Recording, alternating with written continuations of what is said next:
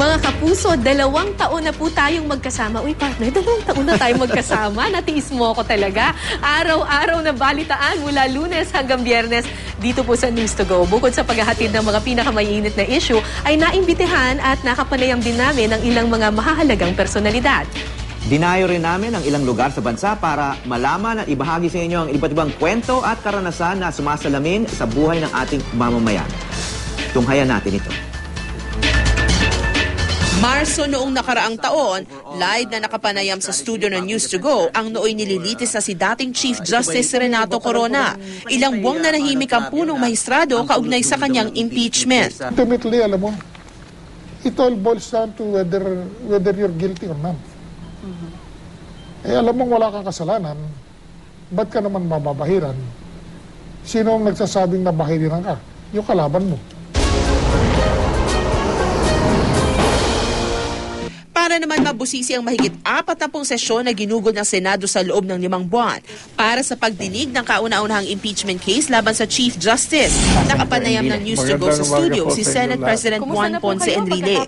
2 beses pa muling nagpaunlak sa Enrile. Setyembre, nakapanayam siya tungkol sa umunoy notes ni dating Philippine Ambassador to China, Sonia Brady. Kaugnay ng back-channel negotiations ni Senador Antonio Trillanes IV sa China. Oktubre naman ang isa-isa ring tinalakay ni Enrile ang ilang issue kaugnay sa anti-cybercrime law at pagtatatag ng Bangsamoro. Nagkwento rin siya tungkol sa kanyang autobiography. I said, the ambush was staged. I said, but I did not say who staged it. I did not say that I staged. So the correct word was staged? Yes. Eksklusibo namang nakapanayam ni News to Go anchor Howie Severino si dating Pangulong Fidel V. Ramos. Isa-isang tinalakay ng dating Pangulo ang ilang isyong kinakaharap ng bansa. Kabilang ang nooy kapipirma pa lang na Bangsamoro Framework Agreement at agawan ng teritoryo sa West Philippine Sea. Hinamon pa nga ng dating Pangulo ang News to Go team sa push-up at sit-up. 7, 8, 9, 10, 10 pa. His body had so weakened, he had to go. Ika-10 ng Hulyo nang mamaalam na ang hari ng komedya na si Dolphy. Inihatid ng News to Go ang mga pangyayari sa kanyang burol at libing. Ibinahagi rin ng ilan sa kanyang mga kaibigan sa showbiz ang mga magagandang alaalang kanyang iniwan. Magandang umaga sa iyo at magandang umaga sa ating mga kapuso-puspusa na... Naroon din kami sa batasan sa araw ng ikatlong State of the Nation address ni Pangulong Noynoy Aquino.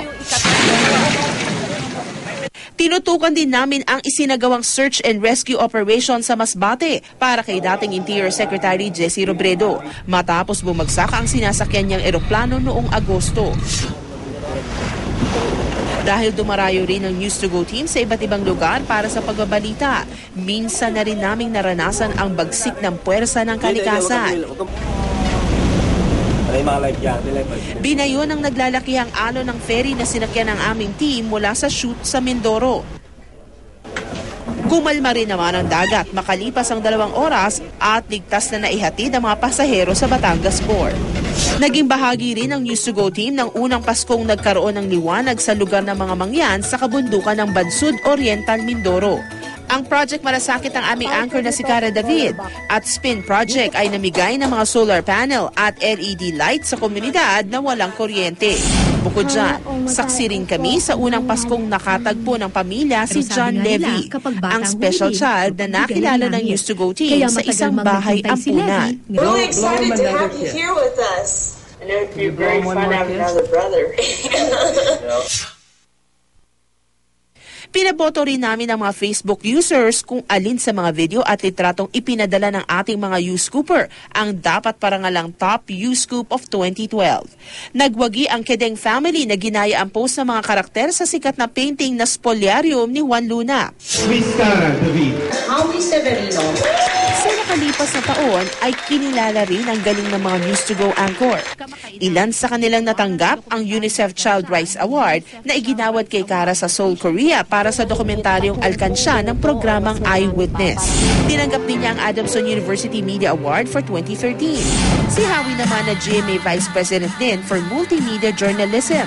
Tinanggap ang Safe Surfer Award sa 2012 TAT Awards para sa Think Before You Click campaign ng GMA Network. Inilala rin siya bilang isa sa Men Who Matter for 2012 ng People Asia Magazine.